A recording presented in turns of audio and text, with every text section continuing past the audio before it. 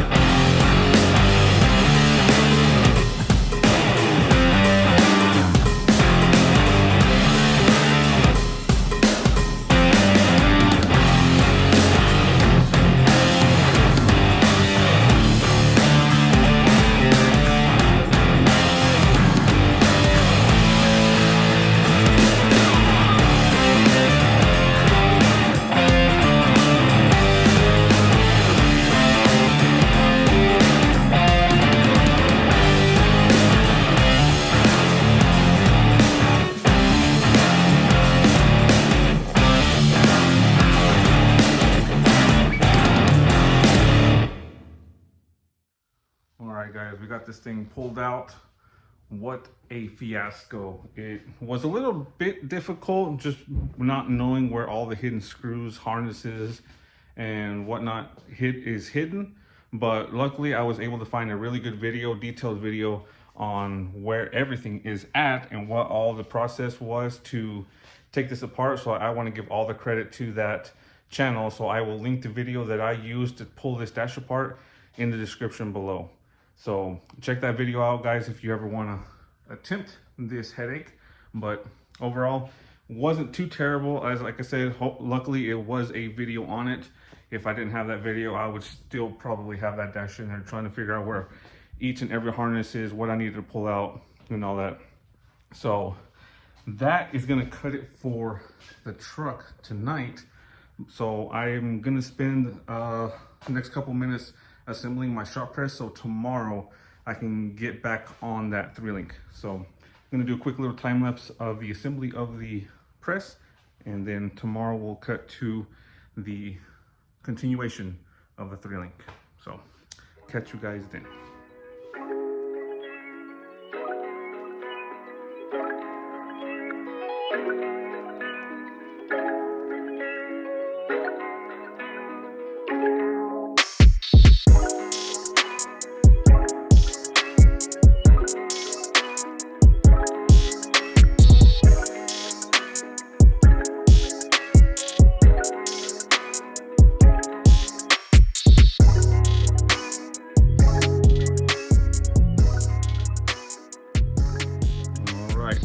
Have it all complete. I opted for the hydraulic air bottle instead of the manual one, so we're gonna swap this one out, and I'll probably end up selling this one or figure out what to do with that one. But call it a night, because neighbor complained my little speaker was too loud. So we'll pick this back up tomorrow. All right, guys, so now it's the next day. I'm gonna be pulling the upper link off of the truck real quick and pressing in those sleeves, the last two sleeves for this link right here. And then once I get those pressed in, then we'll pretty much be ready to start mocking up the differential, centering it up, getting it ready to tack in, center it left to right, all that good stuff. So it's gonna be a dance between, well, pressing the sleeves in is not going to take too long. This is what's going to take long, centering this up. So I'm going to get started on that tonight, get it centered up, tacked in. Going to set you guys up right here, as always, and get a little bit more done on this truck tonight. So let's go ahead and get started with this first.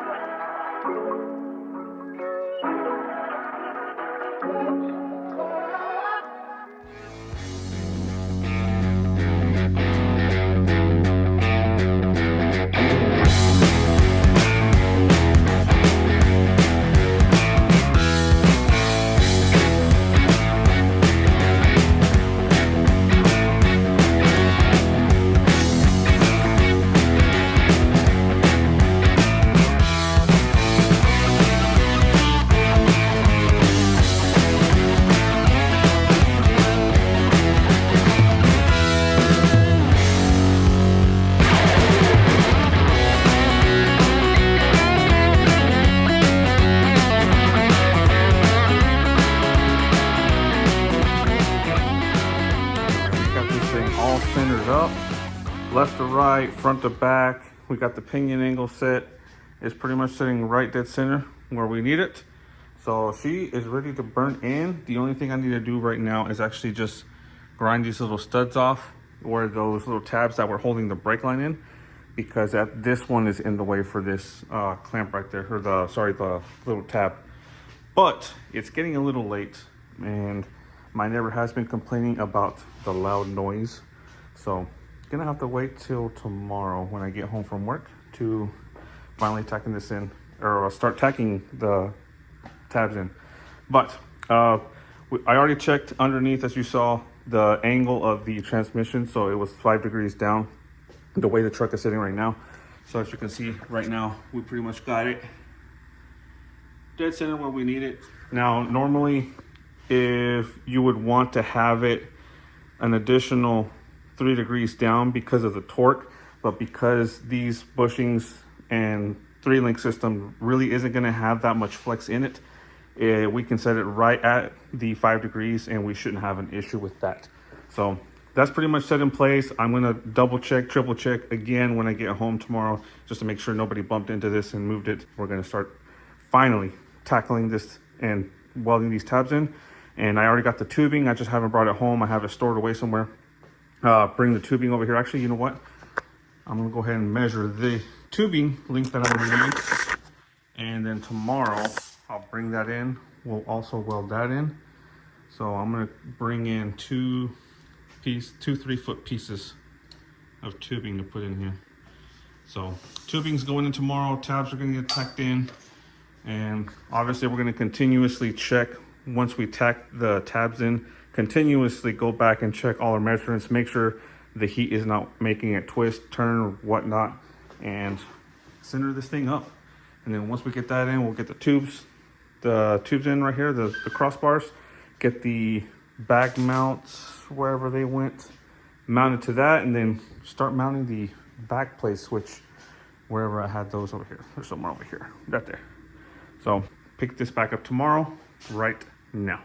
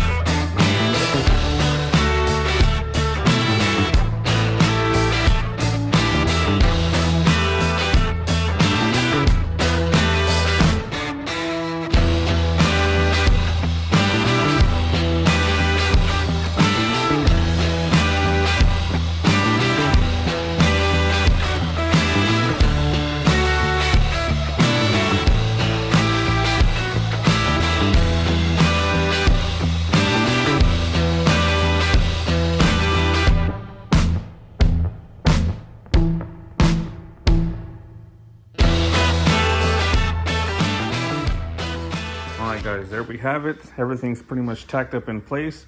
Just got to cut the last bar for the very front. But I think that one's going to be a little bit of an issue with clearance. If I try to match it to this one right here, it's going to be really close for when the bags completely deflate. I think the upper link is going to hit that second crossbar. So I think we're only going to have to make do with just one, but one is plenty enough. So at this point, with everything tacked in, I'm just going to leave it tacked in just in case anything changes. But next, I think I'm going to spend some time and remove this rear cross member. And then I got to go get my steel where I have it stored at so I can start making another rear cross member back here, re-stiffen this rear end of the frame. That way we can make clearance and start mounting the air tank and the compressors. Gonna spend the next couple minutes to cut these rivets out, same way how I did the front cross member, and cut and remove this rear cross member. So I'm gonna set you guys up here and we'll go ahead and get this thing knocked out.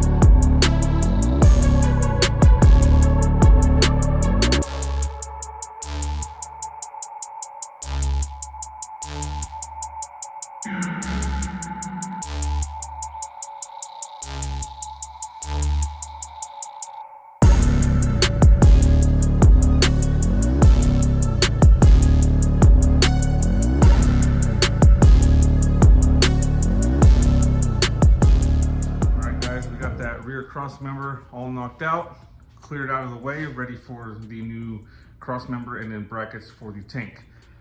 But Jeff just stopped by and I'm gonna have to put off a hold on that rear cross member because we are spitballing some ideas for the truck, which I cannot mention right now because we are not gonna disclose that. But we are gonna be able to continue on the tank, just keep the tank farther forward, put the compressors on the outside, and we are adding a second battery, which now we gotta find a place to put that. Probably on the outside again, probably behind one of the compressors, or I'm thinking actually of relocating the front battery also to the back, so we'll maybe have one battery on each outside of the frame rail, but I'm not 100% sure yet. But we are going to continue with probably bending the brackets for the compressor, the plates for the compressor. So I got these right here. Hopefully I can bend them with the press because I don't have that little doohickey that goes on there, whatever it's called, the brake, to be able to adapt to the press, but I'm sure I can figure something out. But I'm gonna bend those, or try to bend those real quick, and once we get those bent, I'm gonna tack them onto the side of the frame rails, and then I need to go get the metal for, I have the metal, I just gotta go get it from where I have it stored at to make the brackets for the air tank that we're gonna keep right in here, in this general area. So that's what I'm gonna be trying to attempt right now, is bending those brackets. And then once we get the tank mounted up, put the compressors in place, we'll start burning everything in and then essentially start plumbing everything up. I'll probably, after that, after we get the tank and compressors and possibly the battery mounted, I'm possibly gonna have to either build or we'll buy some battery brackets that go on the frame rails. Once we get those done, then we're gonna move on to the rear disc brake conversion.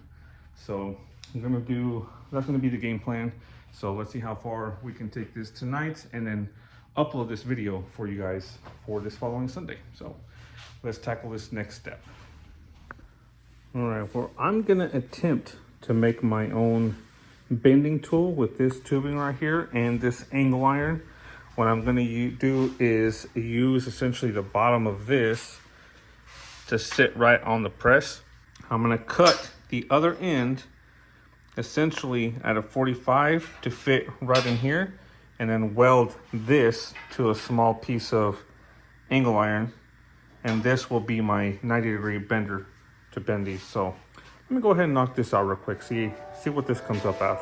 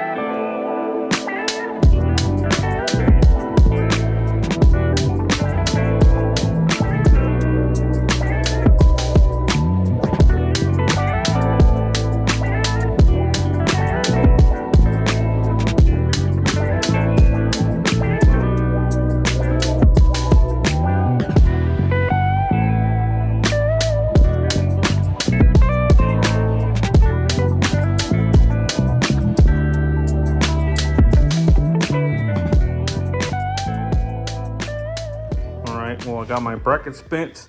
Now I got to find a good placement for the brackets right here, because we don't want to weld them too far forward, because remember, we are going to have tubs. So I'm going to measure from the mounting hole of the bed over here and just kind of reference that as being like the max point, because since we'll put some sort of plate back here when we do the tubs, we don't want to interfere with that place. So we're going to have pretty much this real estate right here open for the compressor. So essentially what I'm going to be going off of is the farthest point forward on this side of the bracket is going to be like right on the center line of the mounting. So essentially it'll be like right in here somewhere. So we're going to put that towards the back, and the mounting hole on this one is this one right here. So essentially we got this edge got to be right either on the center, which is going to have to be right there. Or what we could do, since I don't want to cover up those 3 holes, just that bottom one, the top one, and then that top right one, because those are the bumper mounting brackets. We're going to have to thinking maybe moving this back ever so slightly. That way we're not over this hole like that. And then we have a solid piece of metal to weld onto, maybe like right there. And then on the inside, hopefully the compressor's not in the way of getting to this top bolt hole, we can still access it like that.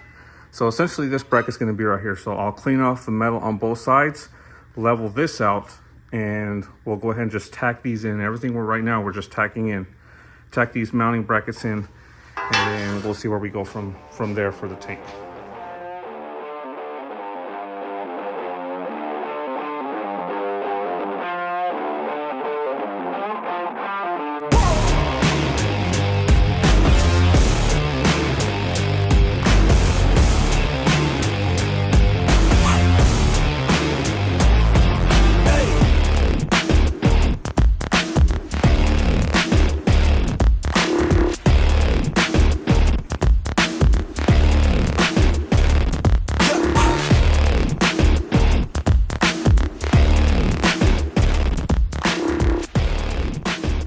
Alright guys, I got the compressor brackets all mounted up. The only thing I didn't like was the fact that the slots for the compressor are closer to the side of the bracket than the other. So this bracket, or this compressor, would have to be flipped the other way, facing the opposite direction of that one in order to bolt up.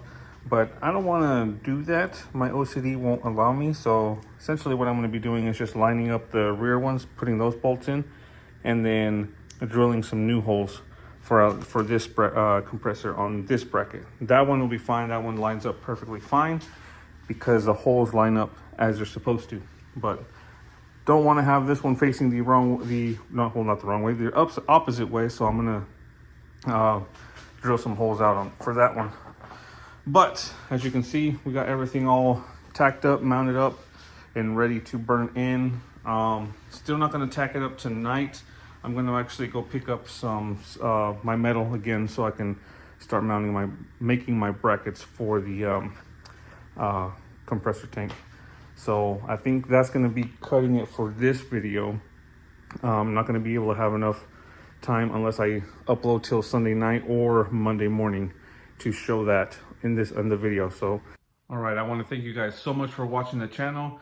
You guys really blew up that last video. We got a little over 1,000 views in the first day, and a week from today we are almost to 3,000. So again, I can't thank you guys enough. Thank you so much for watching the channel.